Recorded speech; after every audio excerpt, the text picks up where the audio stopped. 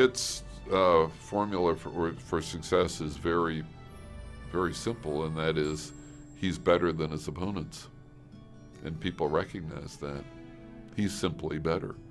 After practicing law in D.C., Kit took his first shot at office, running for Congress in Missouri's Little Dixie.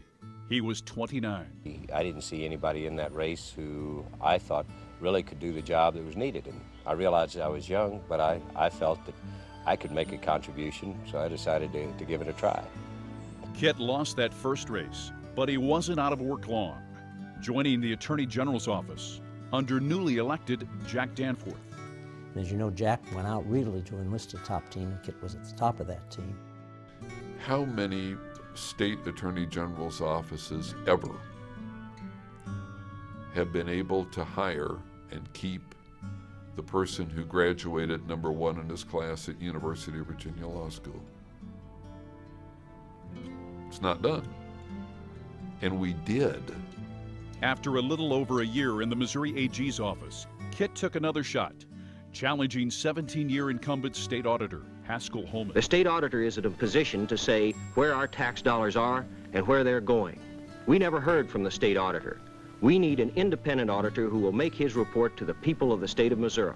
The first time he ran for auditor, he ran holding up what the old audits looked like, and they looked like little flimsy little brochures, and he said, this is what the audits look like now. And then he held up something that looked more like a phone book, and he said, this is what an audit should look like. At 31, Kit became the youngest auditor in Missouri's history and began transforming the auditor's office. Prior to Kit Bond's time in office, auditing in Missouri had merely been the arithmetic validation of the books. Kit Bond planted the seeds, if you will, of what we would call performance auditing, asking questions about, are these agencies actually getting done what they ought to get done? After 2 years as state auditor, Kit set his sight on the governorship, something no Republican had won since Forrest Donnell in 1941. I think it's very difficult for people who weren't there to witness it to understand what both Jack Danforth and Kit Bond did in the state of Missouri at the earliest time of the sort of rebirth of the Republican Party in the state, when the state was very, very conclusively a Democratic stronghold. At that time, politics was just kind of a machine. I mean, you'd have the ward healers getting out the votes. And that's how it sustained itself. People were given jobs in government because they got out the votes. People were thirsting for something better than the old-time sleepy spoil system. Missourians responded to Kit's upstart reform campaign and entrusted their future to the 33-year-old Prodigy. That trust shall be our conscience as we seek to build the faith of Missouri in its public servants. That trust shall be our inspiration as we develop a government to serve people rather than stifle them.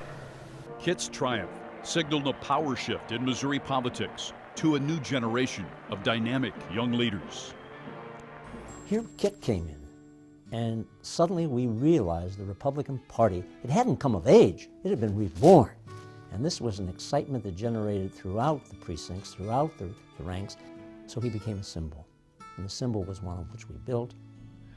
He was responsible for this young group of people, of aggressive people, being there in Jefferson City in contrast to the old guard. Who did he pick for his successor as state auditor? John Ashcroft.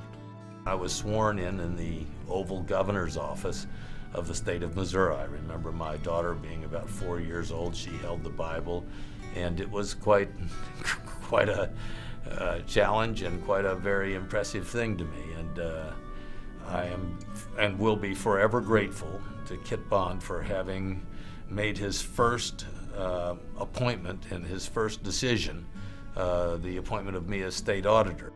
I think he has an eye for talent in people.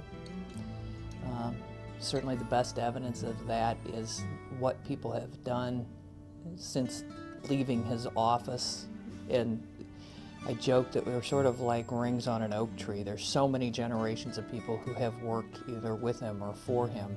Appointing Roy Blunt, appointing Margaret Kelly. There's just so many remarkable people who he has fostered to go on to great things. So the first thing is he picks good people, but then he does truly foster them. If you are willing to step up to the challenge, he will give you enormous responsibility and really let you go out there and work on your own. And he never was threatened by talent. Facing a hostile legislature, Kit implemented an ambitious vision for the state. And we had to go in and clean up state government, clean it out, bring professionals in. We had to get some new laws on the books for campaign financing reform, open meetings laws, lobbyist disclosure. We had to make government itself manageable. Reorganization of state government was necessary. It was a glob that was not able to do any job, and we brought it into the 20th century. Kit drastically reshaped Missouri's bureaucracy, combining more than 90 separate offices into 13 departments and creating the Office of Administration to oversee state spending. But then, in 1976, Kit's reform crusade came to a crashing halt. Kit lost to Joe Teasdale by just over 13,000 votes. It was the last election Kit would ever lose. As several of my friends said at the time, experience is what you get when you expected to get something else. And we got a lot of experience in 1976. When you lose an election, you become much more intense politically. In 1980, Kit came storming back with a renewed spirit and some new moves. In the last 4 years, I've had a lot of time to think about what I learned when I was governor. And I think I try to do the same again. Try to change government from a political playpen to a modern system that's capable of serving the people and earning their pride. I don't blame myself for Joe Teasdale, but I do blame myself for letting him win. And I'm not going to let that happen again. Winning the 1980 election turned out to be the easy part. The state budget was about $270 million out of balance for that year. And the year was already about a half gone. Working with a legislature that was two-thirds Democrat, Kit was able to rein in spending, balance the budget, and enhance state services without raising taxes. For a Republican governor to be a fiscal conservative, he took on those challenges in a compassionate fashion. Kit's priority in the second term was job creation. He pushed through a $600 million bond proposal to grow jobs and build infrastructure. He created the Department of Economic Development, led trade missions to Asia, and engaged the private sector. Look at the Hawthorne Foundation, the opportunity for government to serve with private industry to work jointly to bring business and industry to the state of Missouri. Kit's Enterprise Zone Act provided incentives for businesses to locate in economically depressed areas. Kit's work created 127,000 new jobs and made Missouri the #2 car producer in America. Kit improved children's services, creating the Children's Trust Fund to raise money for the prevention of child abuse and pioneering innovations to improve early childhood development, like parents as teachers. He understood that the brains of young children are developing very rapidly. This is something we kind of take for granted today, but this was very new information in the late 70s and early 80s. Well, he got this, and he decided he was in a position to really make a difference using this important information. Parents as Teachers has had a huge impact over the years. Since it began, we've served some 3 million children at least. Kit focused on improving health care, creating the Ellis Fischel State Cancer Center, improving mental health services, reforming Medicaid, and expanding community health centers in poor neighborhoods. Kit embraced his role as Commander-in-Chief of the Missouri National Guard.